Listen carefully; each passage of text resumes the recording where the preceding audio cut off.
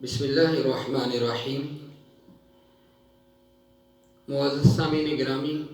صدقہ فطر کے مسائل کے حوالے سے آج کی ہماری یہ دوسری نشست ہے۔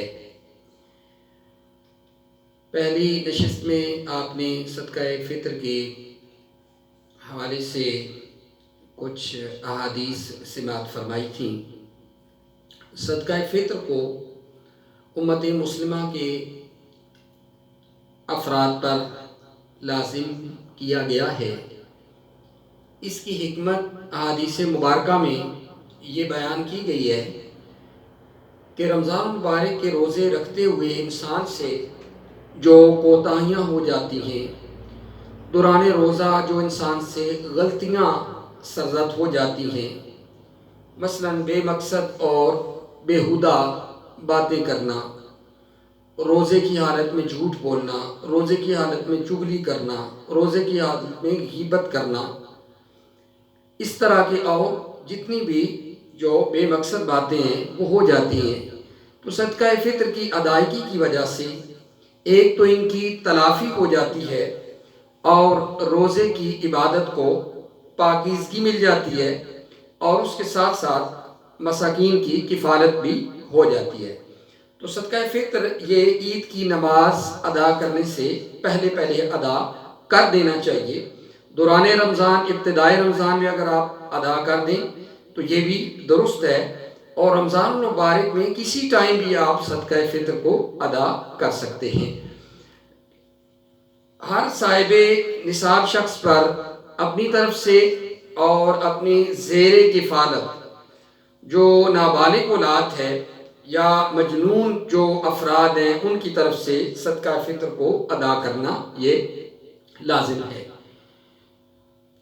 بیوی کی طرف سے یا اپنی بالغ اولاد کی طرف سے صدقہ فطر یہ لازم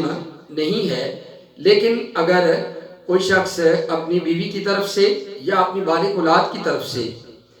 صدقہ فطر ادا کرتا ہے تو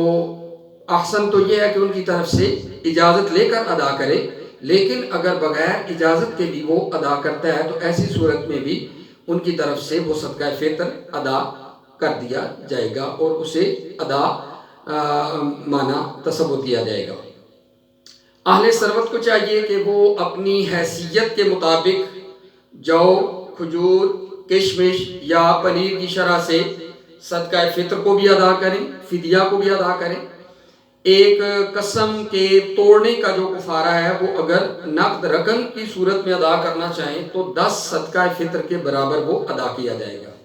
اور ایک روزہ توڑنے کا جو کفارہ ہے اس شخص کے لیے جو 2 ماہ کے مسلسل روزے نہیں رکھ سکتا، رکھنے کی طاقت نہیں رکھتا ہے، 60 صدقہ فطروں کے برابر ہے، اور اس کے ساتھ ساتھ قضا بھی لازم ہے۔ آئیے اب ہم صدقہ فطر کی جو مقدار ہے اس کے حوالے سے کچھ مسائل سمجھتے ہیں۔ اگر آپ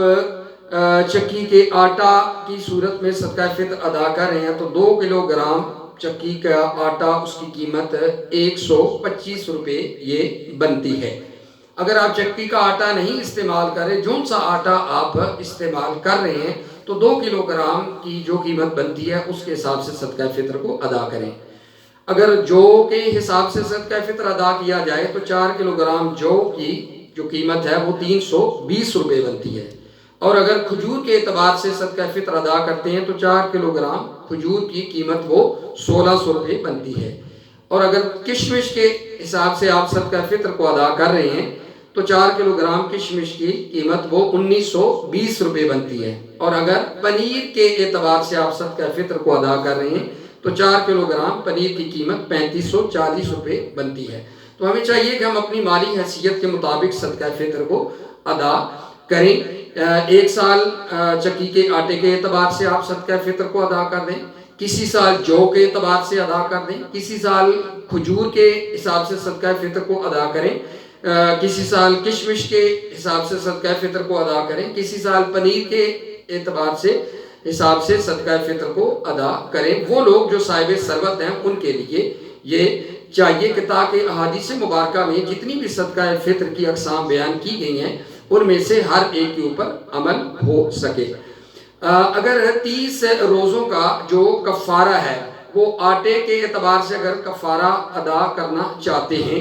تو یہ رقم بنتی ہے 3750 روپے۔ جو کے اعتبار سے اگر ادا کرنا چاہیں تو 30 روزوں کا کفارہ یہ 9600 روپے بنتے ہیں۔ اگر کھجور کے اعتبار سے 30 روزوں کا کفارہ ادا کرنا چاہیں تو یہ 48000 روپے بنتے ہیں۔ اور اگر کشمش کے اعتبار سے اور حساب سے 30 روزوں کا کفارہ ادا کرنا چاہیں تو یہ 57600 روپے بنتے ہیں۔ اور پنیر کے حساب سے یہ 1,06,200 روپے